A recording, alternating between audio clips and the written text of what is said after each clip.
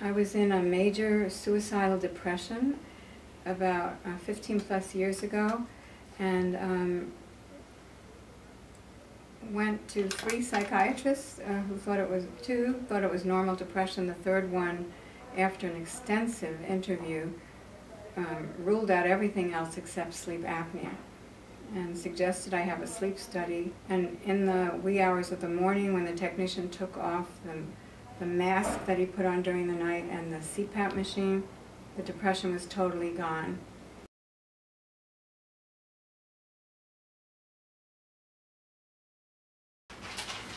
Well, I feel so supported by my medical equipment provider, because whenever I have a question, I have access to call and speak with a representative there.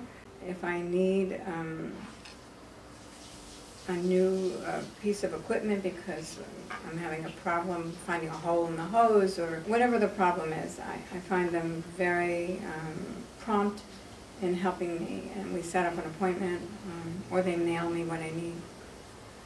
I mean, recently my machine went dead, and I can't be without my machine.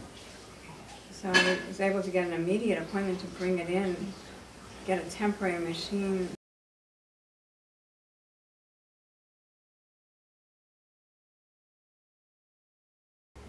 You know, if there has been a problem and she doesn't know the answer, she knows who to refer me to, either through a private respiratory doctor, which happened recently, or to UCLA. And so I feel safe because I don't know the answers when some of the problems come up.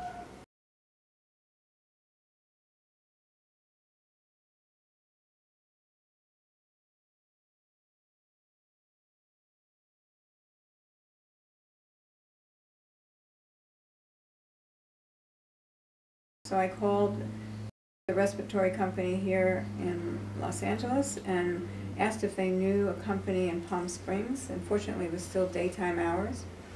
I called the company, and the man I spoke with said, "I'm sorry, you're not in our zip code.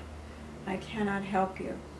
I said, "Well, I'm not asking for something for free. I'd be willing to buy it, because I've never gone one night in those 14 or so years, or maybe 18 years, without sleeping with it. And I've got to have it, because I don't breathe normally. I don't go through the 4 stages of sleep. I can't fall asleep, and I don't stay asleep. And I also have a rare blood condition, so getting a good night's sleep is really critical to my health. Is there anything you can do?" And he said no. And I was shocked. I called back to my respiratory company in Los Angeles, and they said, "That is terrible. Had it been the reverse, had you been visiting here, we would definitely have helped you." And so when I got back, I contacted my congressman's office and spoke to his health representative. I wrote a letter to the congressman telling him how upset I was with being put in that position when I could have driven to the local place and purchased a mask. And you know, it was very scary, because I didn't know how I would be in the morning without it.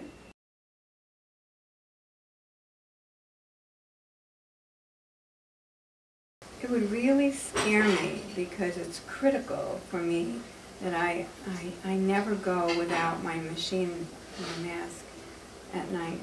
Never.